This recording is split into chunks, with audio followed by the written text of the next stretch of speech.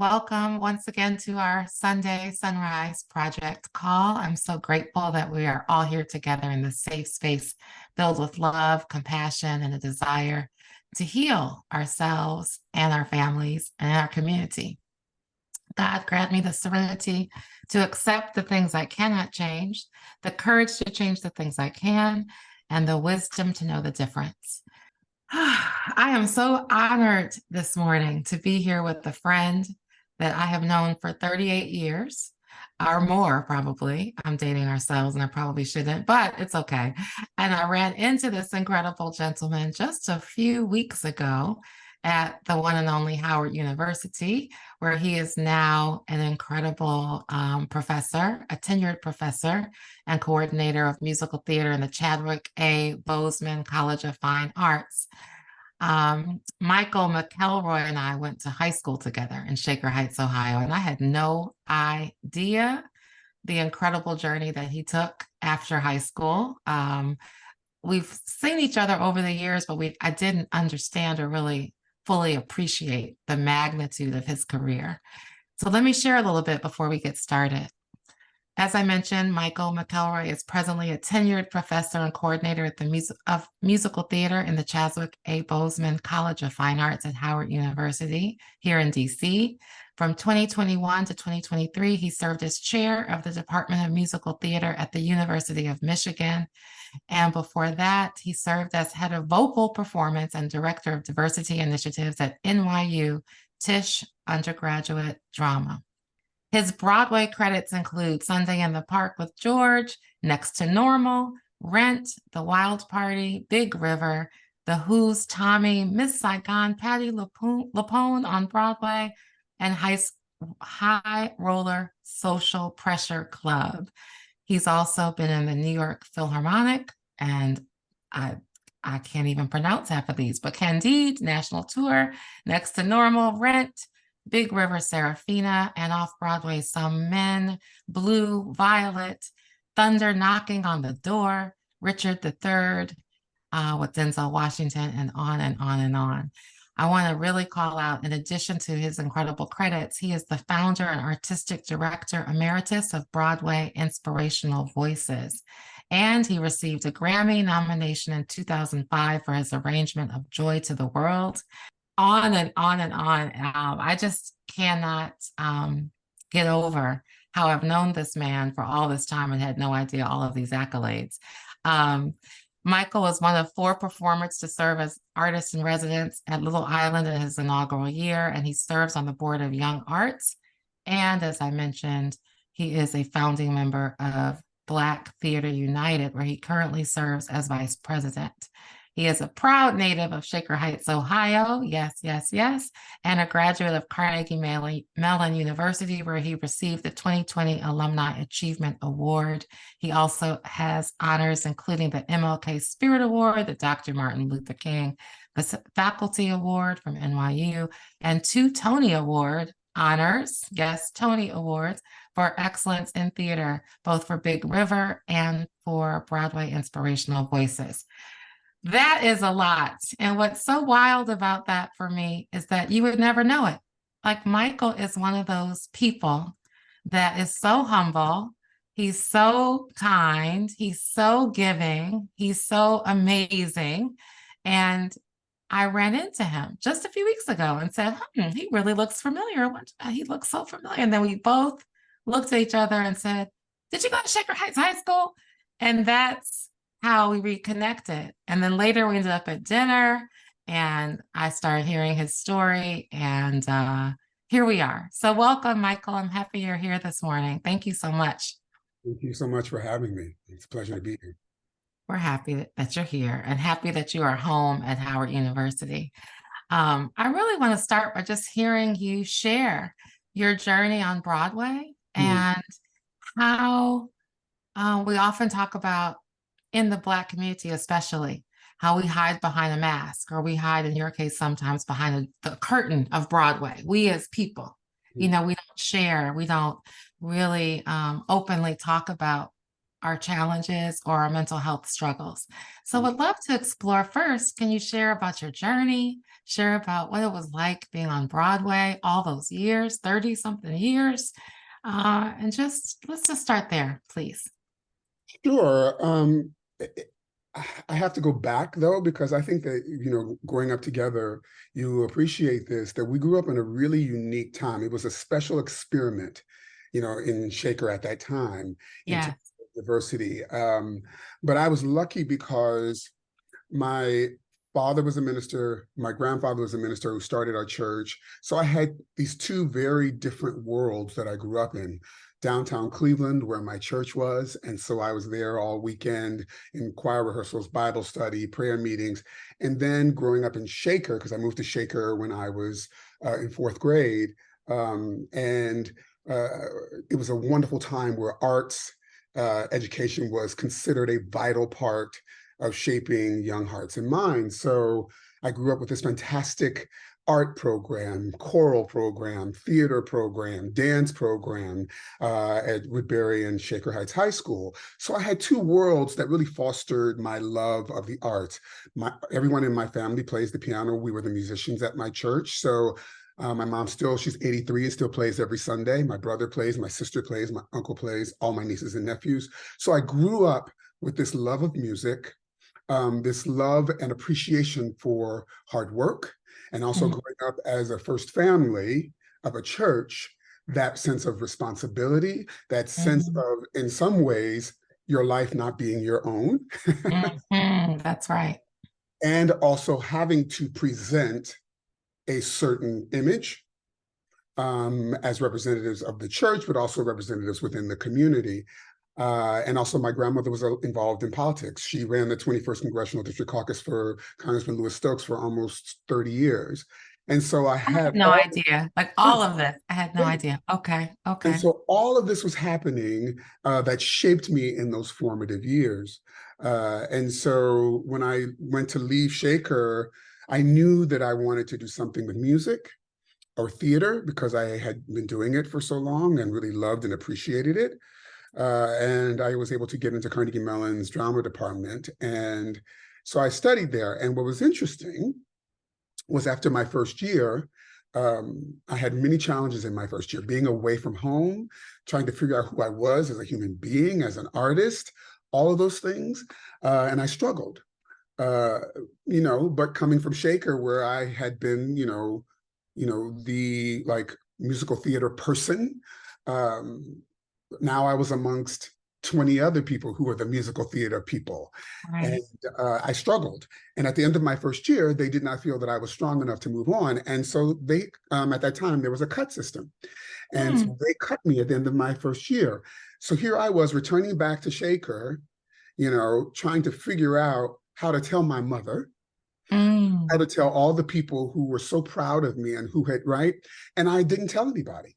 And then finally, in August, when it came time to return to school, I finally had to tell my mom. I was terrified. And my mom's a Wow. school teacher. And she said, well, that's okay. We'll just get a lawyer and we'll figure it out.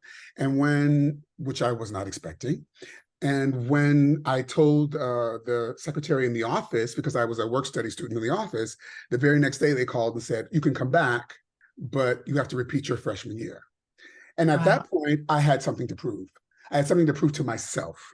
And Yeah. whether or not those teachers believed in me or not, I recognized that they had something that I needed. And whether or not they believed in me, I was going to take them for everything they had. I was going to get every piece of information I could get. But it did cause a split. There was the part of me that felt like I couldn't do it, but then there was the stronger part that was going to prove that I could, right? Yeah, absolutely. And so that began my journey of kind of trying to begin to bring those two people together, right? Mm. The church kid, the gay kid, the one that was told he wasn't good, the one that was going to prove that he could. And so I trying to find how to bring those people together and know that that is the totality of who I am has been a struggle and a journey for all of my years. And it started in college. Yeah, it Really started in started in college. college. Yeah, Wow. yeah. I wanted to share that. That's so deep. And I'm sorry that that happened, right? But it's also sometimes our tests create these incredible testimonies. Yeah.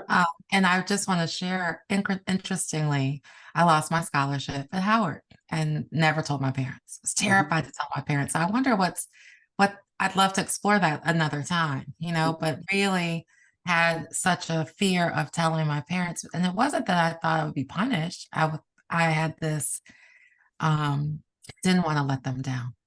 And Yeah. there was this overwhelming feeling of, oh my gosh, I failed and I don't Yes. want to let them down. Is that how you felt as well? Well, I mean, just remembering you from high school, you were our class president.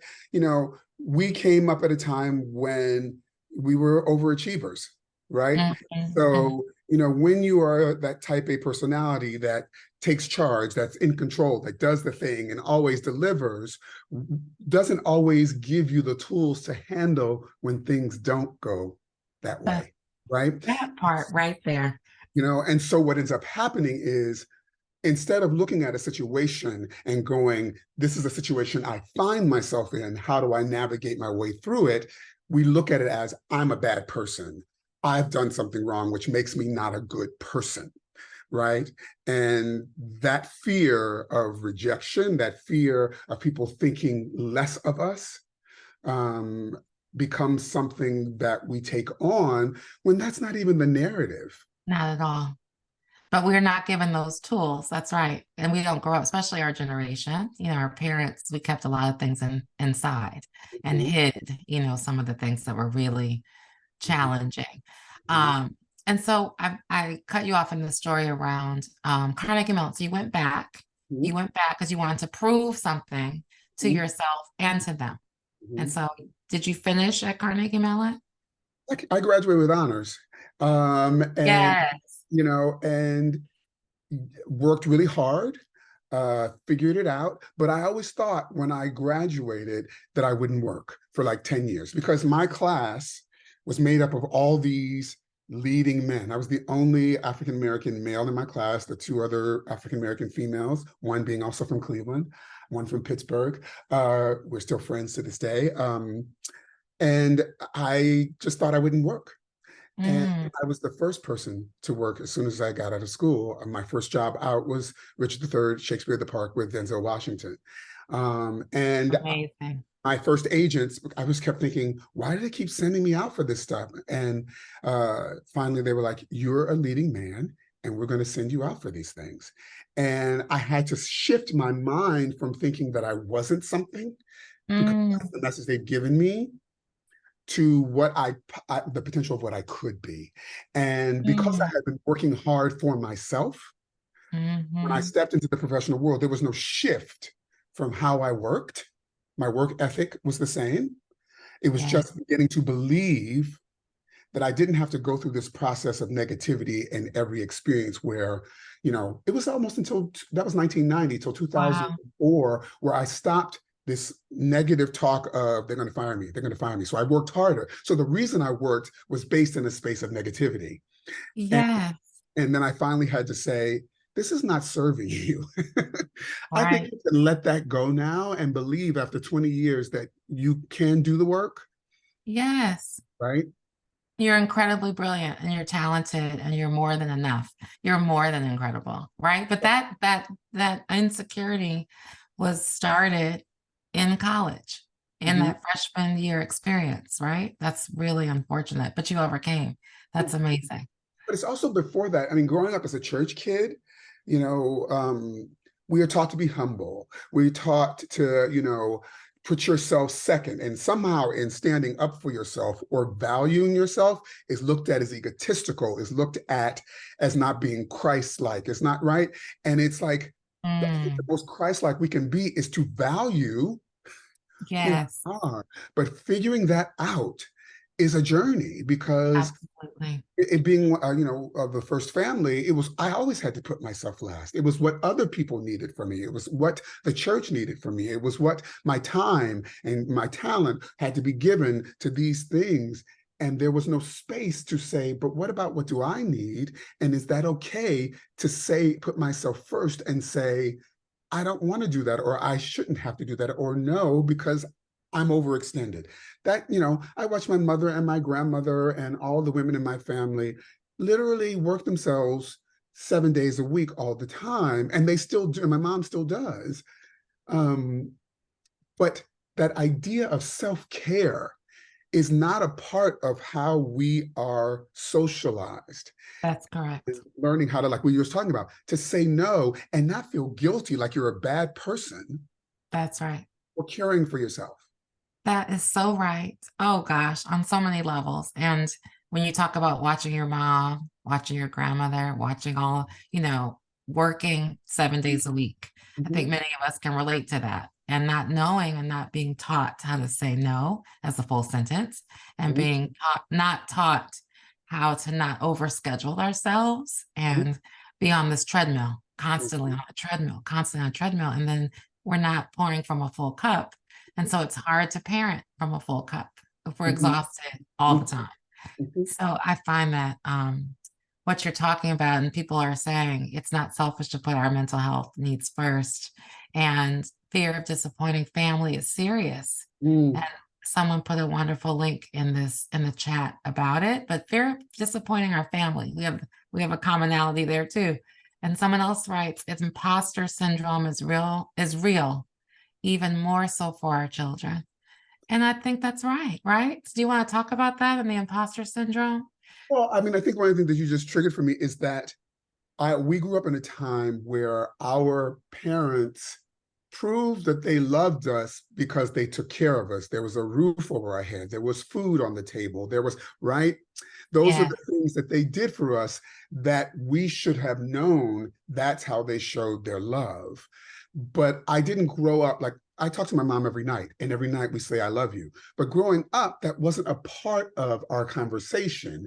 That generation, the way it was socially at that time was, because I do these things for you, that shows you that I love you, right? That's right. But we need to hear it. We need to hear, we need to be in better conversations with our children, especially now, because if you're not raising your kids, society raises them, right? Right. Their phones raise them. That's right. And mental health, mental illness, and all the things that we're seeing, especially post-COVID, these are real. And in the African American community, there's a stigma attached to mental health and all of those things that we need to crack open so that we can. I'm looking at this article. Our young people, our children, are leaving this earth because they don't have the tools, because we don't talk about these things. That's right. And we need to talk about it. And the rates of depression are spiking, especially post-COVID on top of it, although we're still in the middle of COVID, in my opinion. But the numbers show huge spikes in depression, anxiety, and even more so among the Black community and Black children. So I'd love to explore Broadway and what that was like, and how you dealt with the challenges of Broadway. Although you have had an incredible 30+ year career on Broadway, were there challenges throughout your career at any time? Oh, there were lots of challenges. When you think about it, what we do is just not normal, because when you think about the Broadway schedule, we do 8 shows a week. So at that time when I started, now it can be anything, but at that time you either did Tuesday night, 2 Wednesday, so Wednesday afternoon, Wednesday night, Thursday, Friday, 2 Saturday, and 1 Sunday with Monday off. Or you did a Monday, Tuesday, 2 Wednesday, Thursday, Friday, 2 Saturday with a Sunday off. So you're doing 8 shows a week, 50 or 52 weeks a year. You get 2 weeks of vacation a year, right? And the amount of stamina that it takes to both sing and do to your body the same thing 8 times a week is what we train to do. But what it does is it strengthens that thing of, which is a skill, no matter what's going on in your life, when you walk into that theater and you sign in to say you're there, everything that's going on in your life has to go aside, and you have to do your job, and you have to tell your story, to tell the story, because there's an audience that's paid to see that, right? So it in some ways strengthens that kind of separation of self from, but yet you have to use yourself to do the work. Mm, And in some ways, I think that that's a great tool uh, and skill to have, in that there are some times when you're not feeling 100% and you still have to get in there and do it. But it's also finding, where is that line, right? right, And I think that's something that I struggle with as a teacher now with students, is the minute they feel a discomfort or an exhaustion, that's the time to say, I'm done, as opposed to, how do you build resilience? Because resilience does not, you don't build it, you don't cultivate it unless you are in moments of struggle and figuring out how to navigate those things. But then right. also you got to learn where that line is. Um, so, being on Broadway and going from show to show to show was what I wanted to do. It was my dream. So I loved it. I loved every minute of it. It does take a wear and tear on your social life, because, when everybody's coming home from work, you're going to work. Uh, and sometimes on weekends, you go in on Friday for that show, and it feels like you don't come out until Sunday Right, because everything, you get used to eating your meals on 2 show days at 5 o'clock or 4:30. They're just certain things. You can't go out after shows sometimes because you got to take care of your voice. They're just things that you sacrifice in order right. to be able to do that thing 8 times a week. But I didn't mind. I loved it. Would I go back to it now as an actor? No, because I like my evenings. I like my dinner time. But I'm writing for the theater, and I'm still in it, but in a different way. But it does build a certain skill of, as far as resilience. But with everything, Mhm, there's give and take. There's resilience, right. but there's also Taking care of sacrifice. yourself and Yeah. their sacrifice. Mhm. So, can you talk about one of the organizations that you're in, Black Theater United, and all the work you're doing with that? Can you share what that's about, how we can support what it does? So, when our industry shut down, when the world shut down, and that we saw what was happening across the streets of our country, George Floyd being the major catalyst of many that had happened, of taking of Black lives, um, initially our industry was silent. Mhm, There were no statements. There were no one was saying anything. And as Black artists, that was devastating. And LaChance, who's our president and a Broadway performer for many years, uh, posted something on Facebook saying, "I'm shocked that there's been no response from our community, the place that I have built my life and career for the last 40 years." And Audra McDonald responded to that text, and they decided to get together and to talk about it on Zoom. And they decided to bring together a group of other artists. And so out of that, there were 19 of us that came together during the shutdown. And then what ended up happening was, once this was posted, all of a sudden, we started seeing these responses from theater owners and producers about the terrible things that were happening. But as far as I was concerned, it was a day late and a dollar short. uh, mhm, but what it did do was then open up the floodgates of African American artists talking about some of the harms that they'd experienced in our industry that they never mhm, felt like they could say before. But it was like a floodgate. And so in this time, there were many organizations that were being formed to help mhm, bridge that gap, right? And to be supportive in building a new way forward, one that was more inclusive, one that offered more equitable experiences, one that celebrated the diverse experiences of people of color that within our industry, across all fields in our industry. And Black Theater United was one of those organizations that was created to work with theater owners and producers to find a way forward that celebrates Black artists and cares for us on multiple levels. And out of that, one of our biggest initiatives was this thing called the New Deal, which I'll put in the chat, which we did a 6-month conversations with where we brought together, for the very first time ever in the history of our industry, theater owners, Broadway Mm, producers, all the creatives, which is directors, choreographers, musical directors, composers, playwrights, orchestrators, and then all the unions, the stagehand union, the actors union, the musicians union, the hair and makeup union, all into one room to talk about and build this document as a way forward. And mm, then people could sign on as signatories, meaning that they would abide by, the initiatives, the law, not laws because we couldn't make it legal, but these things that we said should be our way forward. And that was a part of creating DEI training, making sure that when there are themes in shows that deal with race or any kind of issues around identity, that there's a cultural sensitivity person there to help, support that space. There were all these things that were the theater owners' responsibilities, the producers' responsibilities, the creators, like no more all white creative teams, right? Just things that you would think, would be common sense things, but that are now in writing as we move forward. The challenge has been, once we were back, it's mm. let's get back to work, is the kind of, do we have to do that thing? Do we have, so these organizations like Black Theater United stand as in that gap to keep saying, no, we have to keep moving forward. Yes, we have to keep moving Yeah. these things in this direction.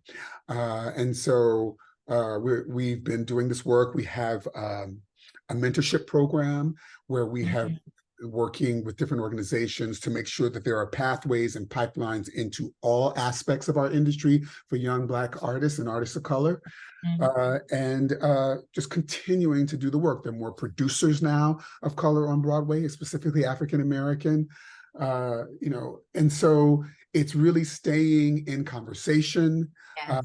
and being a space of accountability, but also with kindness, but also with firmness. And it's a challenge. Hmm.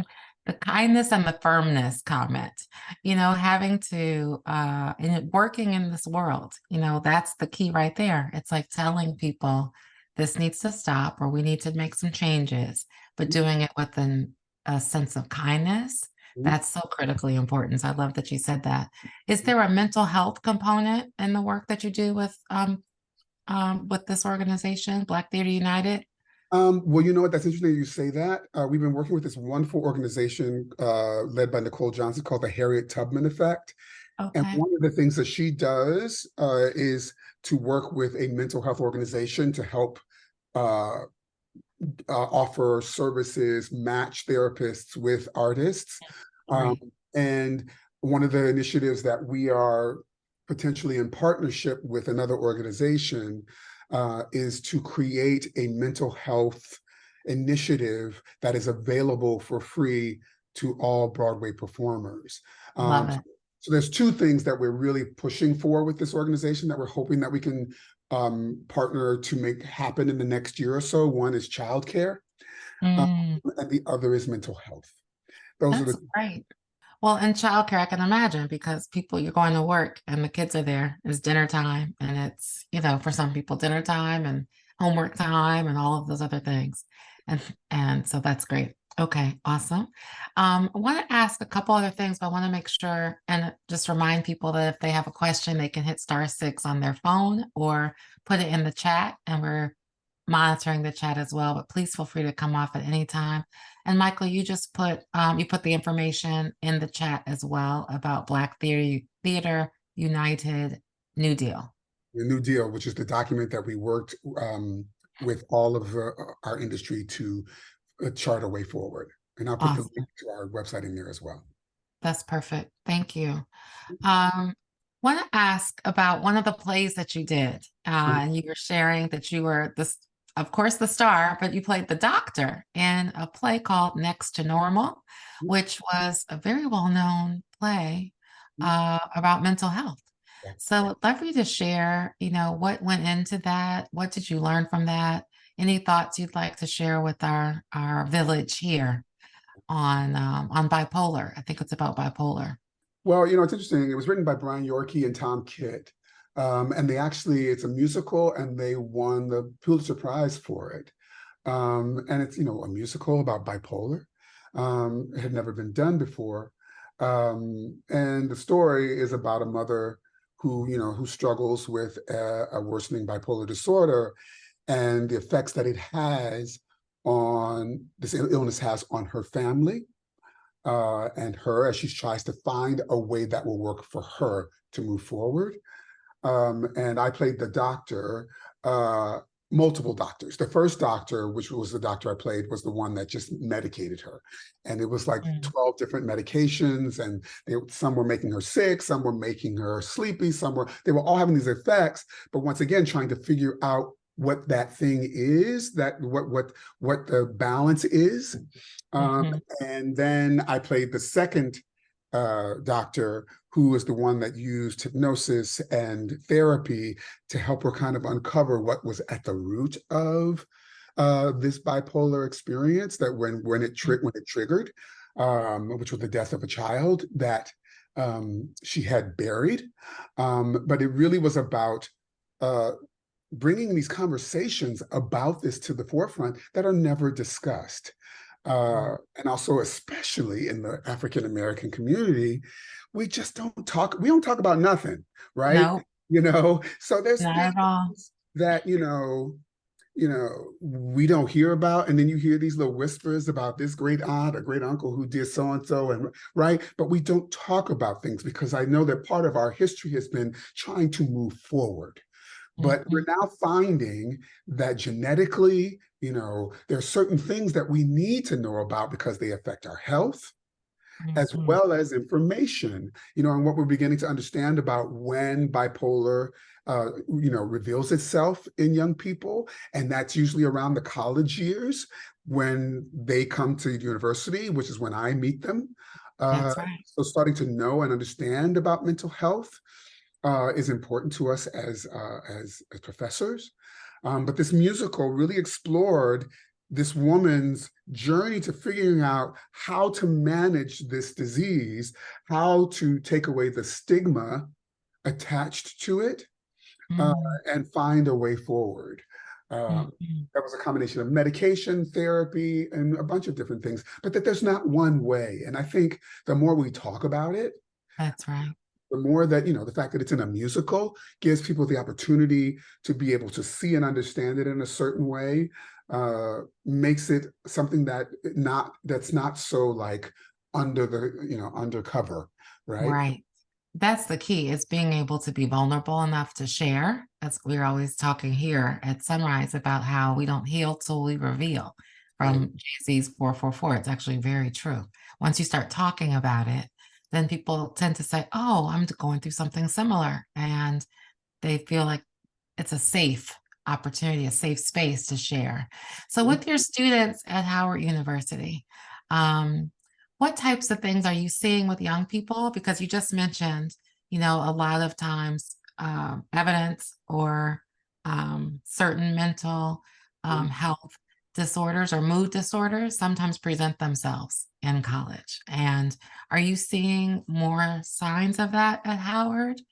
And if so, or if not specifically mood disorders, what are you seeing with the young people that you are teaching at Howard? That's a great question. I've only been here at Howard for 2 months now, so I'm still getting to know my students and the community. I can speak, there are 2 previous institutions that I taught in, one for 11 years, one for 2 years. And I could say from the time that I started teaching, which I think was in 2010 or 2011, literally within a 2-year period, I saw a major shift in wellness issues. And those things started to manifest themselves. It's interesting because for some students who are away from home for the first time, and because of the laws and the way the federal laws are set up, FERPA being one, we are not allowed to discuss anything with parents unless a student signs a certain document saying that we can speak to their parents. And this is information, once again, within Black communities we should know. Like, for example, when a student gets into a university, when they're doing the financial aid, the university does not deal with the parents, it deals with the student. because that Mm-hmm. FERPA law is already in effect. So if you want to be involved in those conversations, the student has to sign off on this, document saying that parents can be involved. So what happens is, when you're in school, and let's say these things, maybe there was an issue or you were dealing with these challenges or managing wellness issues in high school and on your medication, but you were at home, so your parents were there and monitoring. Now you're at school, nobody's monitoring you. And what I saw quite often, I had one student who completely stopped taking their medication Mm-hmm. and then stopped showing up to class, Mm-hmm. right? And we can't call the parents like in high school and say, where's your child? And it wasn't until the parents towards the end of the second semester monitored his email and Right. saw these emails from faculty saying, where are you, where are you, where are you, that they got involved. But Mm-hmm. that, that if one thing I could say to our parents is, when students, if you know your students are dealing with and managing issues of, well-being, that you do make sure you can get them to sign this document, knowing that at any time they can reverse it without telling you. Yeah. But when you are dealing with that, to have some kind of interaction, because we saw that a lot. We saw students who either went off their medication or started to take their needed medication, but weren't consistent in their medication, or the medication being in a program that required certain emotional availability in the Mm-hmm. work. Mm-hmm. They could not access because of the kinds of medications they were on. Mm-hmm. And we're not trained to do that, right? Right. And then what we found was our wellness centers in all the institutions became increasingly overtaxed. Mm.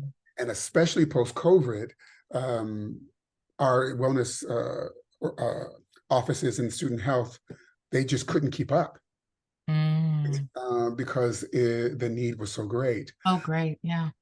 So especially for being artists, especially being in theater, where you have to have access to your emotions and to your body, certain medications may not allow you to be as accessible. So students will go off of it because they want to be able to do the work. So all of those things. So being in conversation is Mm-hmm. important. Students only have to reveal that. They don't have to reveal that to us as faculty, but when they do, we can try to support them as much as possible. But it was also asking us to step into spaces that we're not trained Not to, trained. right? So that speaks. Oh, go ahead. Go ahead, please. I was going to say, I think that speaks to such a need for safe spaces for students. I was at a thing yesterday, an event for HBCU students in Baltimore, and several people approached me afterwards about a comment that I had talked about talking to our kids, and how, oftentimes it's really hard to speak to our kids, and our children get upset and we get upset and it escalates. And these people, several people came up and said, how do I talk to my mom to get them to listen? And how do I, all of this around communication. And several said, I'm really struggling and I don't know where to get help. I don't have anybody I can talk to. So as you were sharing, I was thinking about, there's a need for safe spaces for students, maybe for each, for college students to be able to call, beyond the 988 helpline, which is important, very important, but is there a place? And I don't think it exists, and maybe it does, but something that I'm going to strongly consider for SonRise, that we can create a space, an online space even, that's a safe space to call, to share, to open up, to be vulnerable, and then have experts there to assist with getting medication or assist with getting a therapist or finding what you talked about you're doing with Black Theater United and the Tubman effect, that type of strategic alliance to help students. But I see a hand up from Jules. Do you want to? Yes. Hey, hi, Jules. Good morning. Hey, how are you? Wow, I am, being so triggered, but in a positive way, because I learned so much and I appreciate what you're talking about. I learned so much with my first son in dealing with mental wellness, in just things that I didn't know that I should do. So I'm really glad that you brought up the thing about FERPA, because my son that was dealing with mental wellness, the same exact thing happened. He was going through issues. The teachers couldn't say anything. and he didn't know what to do. And his whole piece was pushing through. And he got his degree, and he got his degree with honors. But his mental wellness did suffer, and it manifested itself later. And what he explained to me was the need of not wanting to disappoint me was so great. It pushed him through. But then once he graduated and life started hitting him, and me not preparing him for what's it like to be a token, what's it like to deal with the levels of microaggression once you're not seen as the super bright black man and you're just seen as a black man, was overwhelming. And so things that I learned on my journey, I just want to put out there since you brought it. So with my youngest, I realized that when he was in school, I went and got him to sign all the papers for his medical insurance, because I didn't have that with the older one. And you can't even get help. You can't get records if they don't sign the paperwork at school, and if they don't sign the paperwork with their medical, you can't do anything. And so it's really important. I just wanted to elevate that aspect to be able to say, you need to have your child sign that you can be involved in everything with the medical, in everything with the school. You just need to go and say, hey, what do I need? Give me the paperwork so it's on record. And then the other piece is it has to be renewed every year. And that's something else that I did not learn about. And so it's every year having to go in and say, sign these papers every year, make the copies. And so that you can start to monitor and support. And it's a fine dance, because you have to be able to not overstep your boundaries as they're developing as young people. Yep. And you to do enough of your own work so that you can monitor. And like, again, I did so much better with the youngest because I had a therapist. I didn't have a therapist with the first one, right? So it was just having to grow and learn about boundaries, and then balancing that with monitoring their physical and mental wellness. So I just wanted to elevate that. And I'm so appreciative of you bringing this up, because had I done things better earlier, it would have had a different outcome. And so even now, just like Michael was just sharing, my oldest is not taking his medication. But he is allowing me to help him with monitoring. And now that he's old enough that he's not on my insurance anymore, it has forced us to have a relationship in which we can just talk about things, which is very different, because growing up in a more authoritarian type of way, it has been like, oh, this is not going to work, because this is a lifetime situation with mental wellness. And I have to get to the point where I form enough of a relationship that my child will talk to me on a regular basis. So I'm a far better parent to the second one than I was with the first one. But it has been a very reflective journey. It has been a painful, emotional journey. But it really has a lot to do with my own personal growth in unlearning a lot of the things that have been passed on. So dealing with the generational trauma and things is so important. And just like Michael has said, your parents did things like, oh, you should just know this is what I'm doing. And as I'm dealing with my mother now who has dementia, it's hard, because you're like, why are you doing this? But if you don't heal as you get older, you're going to get stuck in a negative way. And that's key. So you have to do your own inner work as a parent, because you have to think, well, how am I going to be when I'm older? If I don't find a sense of peace and healing, I'm going to cause harm.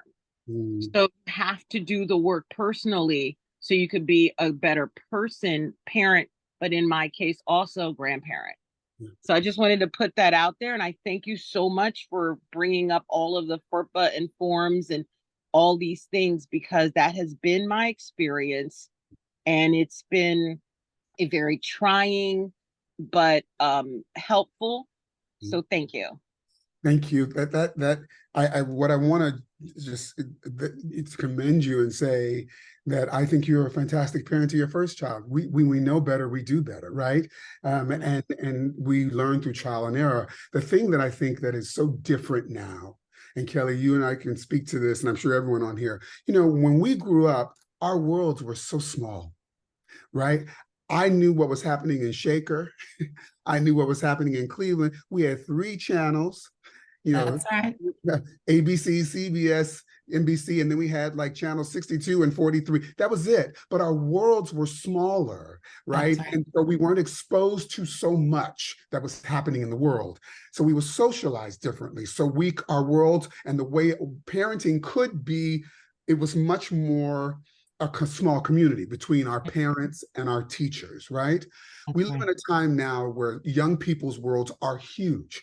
They not only see and hear everything through social media, through the internet, but they're exposed to the multiple harms that are happening around the world, that are happening in this country and like I said, internationally, and that has had an effect on them, right? And so whereas as a young African-American kid growing up in church and in the suburbs, I didn't know about, you know, the harms that were happening to young Black men, you know, all over the country. I didn't know that, and it wasn't a part of there were no high school shootings. We were getting under desks for tornado drills.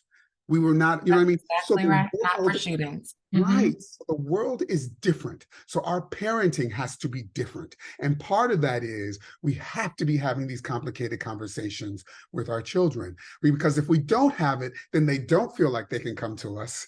And then what does raise them, which does affect them, is the world and all the things that they're having to deal with. And whereas we used in the Black community, we have a tendency to look at mental health and identity and sexuality as being, that's a white thing. That's the way I was raised, right? That we don't do those things over here. Their worlds are bigger and they're dealing with all of those things. And if we keep our heads in the sand and not talk about them, and though we still want to be parents to our young folks, we also have to be communicators, right? So that when things go awry, they don't feel like they can't come to us, right? And so if not, then the world is raising them, right? And it's a much bigger world with a lot of messages coming at them all the time that can help to define them. That's right. The communication piece is so critical. And I just want to double click on one more thing around the FERPA and that ability to gain access. One thing I did with Kyle, the one that's at Boulder now, was ask him about the payments and all of that. And I said, hey, would love to be able to log into the account so that we can see what's going on. And it was connected to the payment and see about, so that we don't miss deadlines, et cetera. And by doing that, he easily gave us the login information.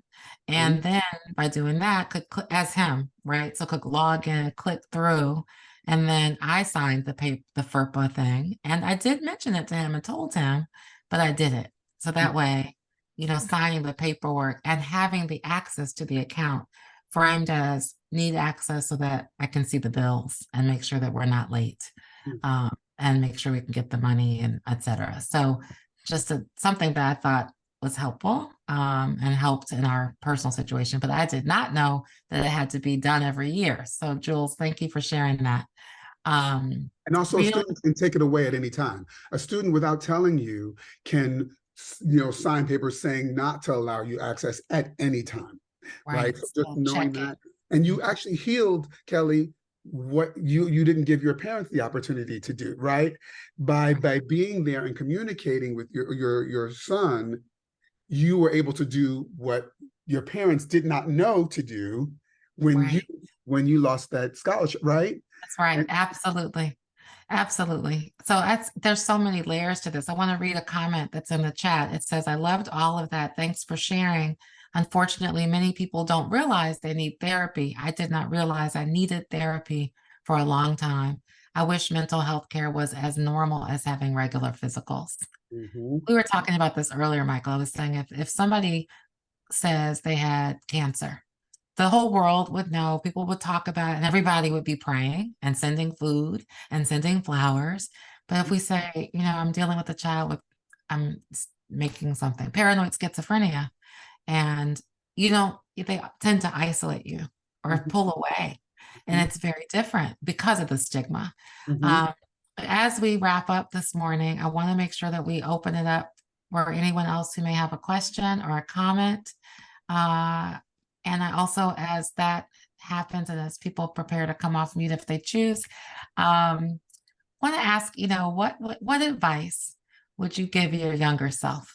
Oh, Your Michael mm, McElroy, Shaker Heights High School, class of 85 self, looking back and looking at your esteemed career and the fact that I feel like you've come home. mm, Howard feels like coming home, honestly. I think that's my is personal.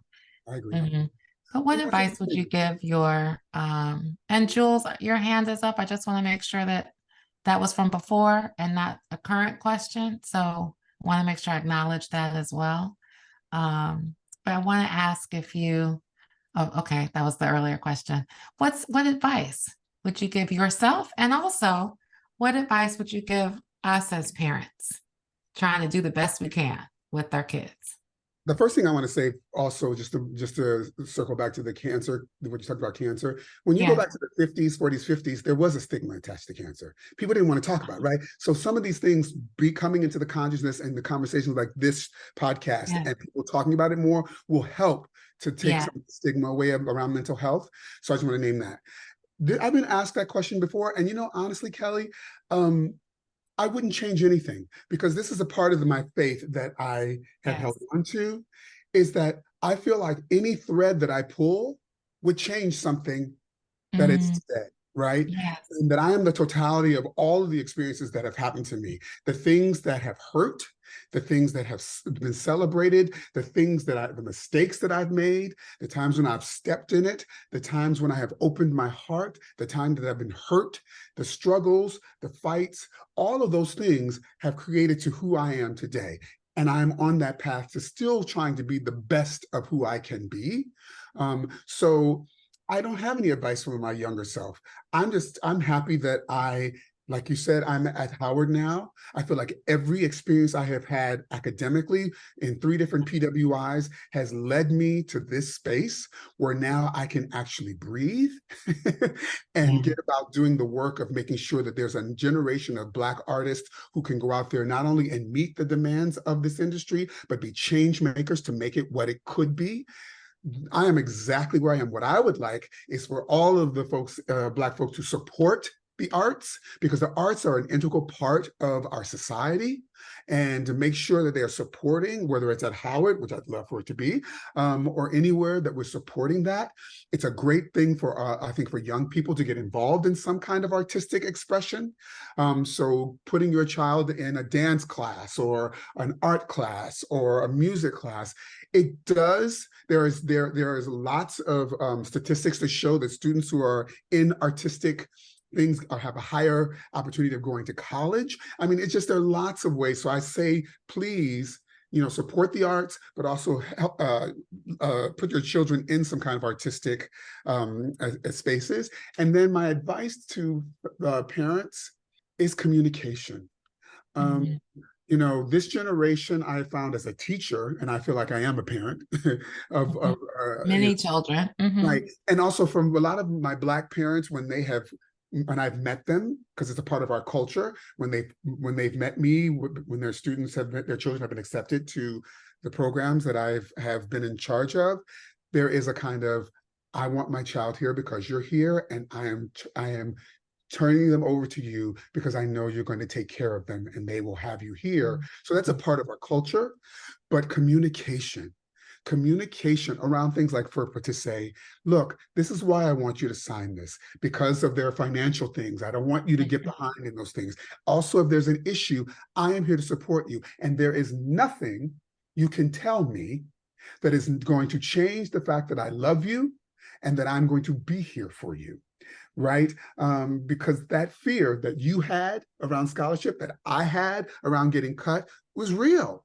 And none of it had anything to do with my mom.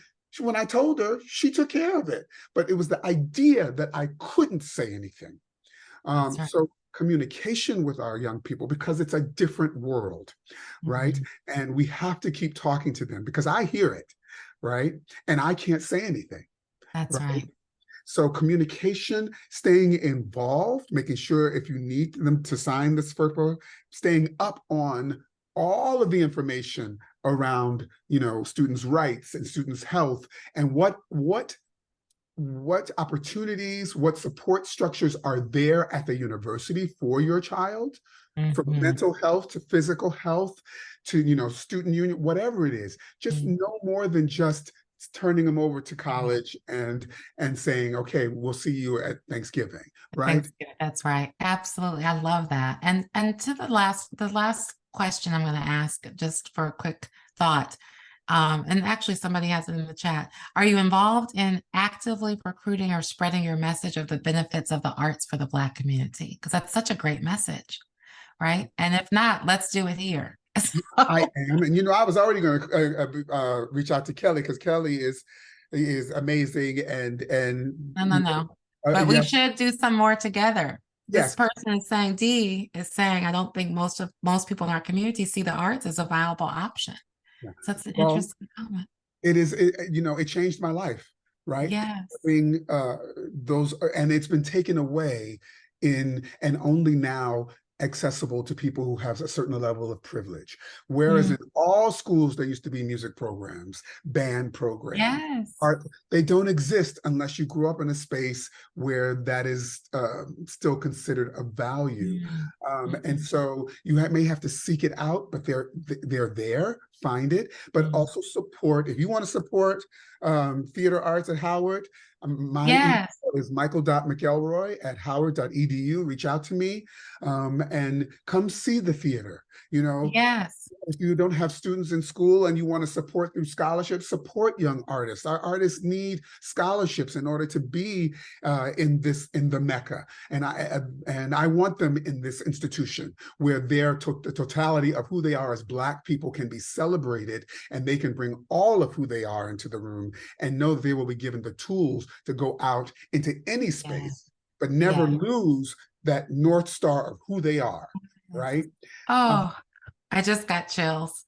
Because that North Star of who we are, having that foundational element and that spirit is really everything. Because really, at the end of the day, having competence is one thing, but having confidence and knowing who we are is so critically important. Did I put your email in the chat? I'm not sure if I got it correct. michael.mcelroy@howard.edu. That's me. Perfect. Okay. And so as we wrap, we're out of time this morning. I just want to say thank you so much for being here. Thank you for sharing all your wisdom, your advice, your thoughts, and your brilliance with us this morning, Michael. I look forward to doing so much more with you. And I want to just comment, you have an upcoming event that people can support if they would like. And can you share that information just really quickly? And then Tara will close us out. Sure. Black Theater United has our first gala in New York City at the Ziegfeld Theater on Monday, October 30th. And if you want to come, their tickets are available on our website, www.blacktheaterunited.com. And it's going to be an amazing night of performances by, our founders, Audra McDonald, Brian Stokes Mitchell, Norm Lewis, Vanessa Williams, Lilius White, all, working, also partnering with some of the young up and coming artists on Broadway. And we're honoring Common, Samuel Jackson and Latanya Jackson, Robin and Tony Coles, Candy Burris from the Housewives, and Indira Etaru, who is the head of the Billie Holiday Theater. And it's going to be an amazing night of entertainment, of celebrating Black artists and artistry in the theater. So if you want to come, purchase a ticket, purchase a table, be a sponsor, support Black artists, support Black theater, and at all the different times in their career, whether that's in college or once they're out in the industry through the organizations like Black Theater United that exist. We need the support. Love that. And we will support and we will put it out in our upcoming newsletters and flyers and all that good stuff. So thank you for that. Thank you for being here. I'm so happy to have a Shaker Heights High School class of 85 That's it. alum in the house. And I'm going to turn it over to Tiara to close us out in a quick Sunday prayer. So, Father God, we thank you. We thank you for another Sunrise Sunday, Lord. We thank you for Kelli and the entire Lawson family for providing this platform. We thank you for Michael McElroy, who came here today to share so much wisdom and knowledge. We thank you for this community, God, the support that we have for one another, God. We thank you, Lord, that stereotypes are being broken, that children cannot communicate with their parents, Lord. We pray that children and parents become more united in Jesus' name, that they are not afraid to speak up to their parents, that they begin to see their parents as their biggest ally. In the name of Jesus, we thank you for every person on this call. We pray your blessing over them, that they have a powerful, positive, productive, and peaceful week. In Jesus' name, amen. Amen. Thank Amen. you, Tiara. Thank you, Michael. And everybody have an incredible, incredible day and week. And we will see you next week, same time on the SonRise Project. Have a wonderful day, everyone. Take care.